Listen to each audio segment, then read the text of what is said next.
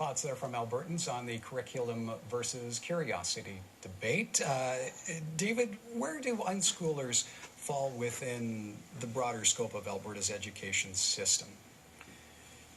I think it depends on exactly what the parents are doing. The law and funding from the province certainly support homeschooling. So if parents are using an Alberta curriculum or a curriculum that is approved by the minister, and if the education of the child is supervised by a jurisdiction, then that's within the content of the Act. Those high school students can write departmental examinations. They could get a high school certificate. If parents are going through an educative process that doesn't touch the curriculum, then when those kids come to high school, they will have difficulties, although there are alternate ways of getting into university. If you seek them out and if you take the time, sometimes they require a delay, but homeschooling, generally speaking, is supported by the provincial government. Both philosophically and financially. Yes. So Judy, how do you fit into that framework? If you don't have a curriculum, how are your youngsters assessed? How do they move into something like university? And I understand that your oldest now is going to Memorial. My second son is going, yes. Sorry. And, well, we fit under the umbrella of homeschoolers, so we use resources, we use materials, so we do require funding because some things are more expensive than textbooks and workbooks. And how it fits is we fall under the Home Education Act, which means we meet a different set of outcomes than the Alberta Program of Studies. Lynette, Judy has one child in university. There might be some folks out there watching tonight who would be surprised by that. Is going to university and having all the right requirements in place a myth? Oh no, I think that it's quite possible, and certainly I have encountered several students who've come from homeschooling backgrounds, and they do excellent at university. My concern once you get to university or to the wider more formal education settings is that students need to be prepared for what those contexts are like. This is a place where you engage with people who are very diverse.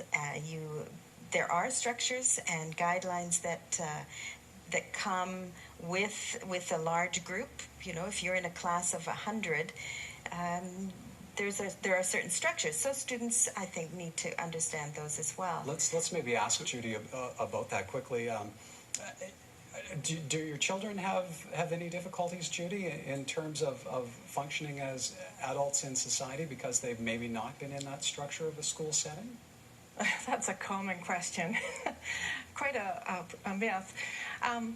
More so, kids have more social skills because they're out so much in the community during the day, interacting with people of all races, religions, ages, and they do, as kids get older, they do understand the need to fit into those structures a bit more. They, even at age 16, they learn to write their first exams. They learn how to do an essay. They learn that things need to be handed in on time.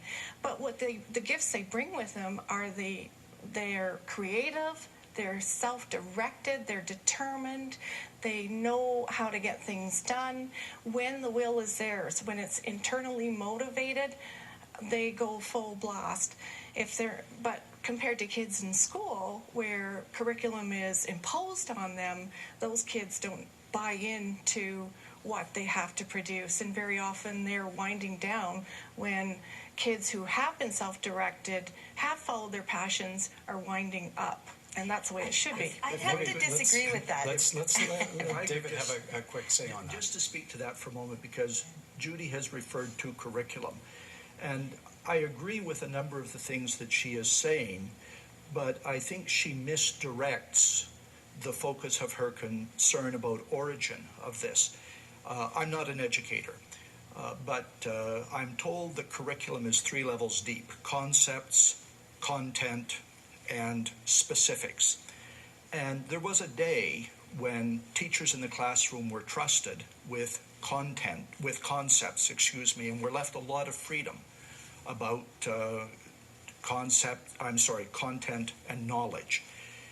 It is this tendency that Lynette referred to earlier of central administrations to take a lot of autonomy away from teachers and become more and more prescriptive about content that I think leads to the kind of concern that Judy is describing.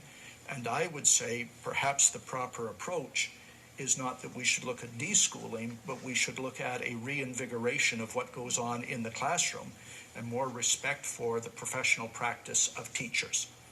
The second thing Judy said that is very interesting to me was about the internet, and I agree that it's powerful. And that leads us, of course, to the realization that kids could take an English language program from grade 1 to grade 12 via the internet from Australia or from Singapore or from India. The question then arises, do we care if Alberta's kids know nothing about Margaret Atwood or W.O. Mitchell or the writings of Grant McEwen? Kids could take social studies from a Great Britain program or from a French program. Do we care if they would know nothing about the Riel Rebellion? The thing that needs to be remembered about public school education is precisely that it serves 2 purposes explicitly. One is the needs of the child, and the other is the needs of the community. Public school education is the means by which we create a public. It is the means by which we create the culture in which all of us live. I really want to agree with what you've said, Dave, but I think I'd like to say to Judy as well, when you talk about the desire for creative students, I work with pre-service education students and pre-service teachers every day, and they sound exactly like you, Judy. They are committed to children's creativity and getting the best for each child within their class. I think then what we really should be doing is focusing on supporting public education that allows teachers to do exactly what Judy is talking about and what we would all want for children, that they become their best. It's a place of creativity, it's a place where they learn content and they have some kinds of space for individual engagement.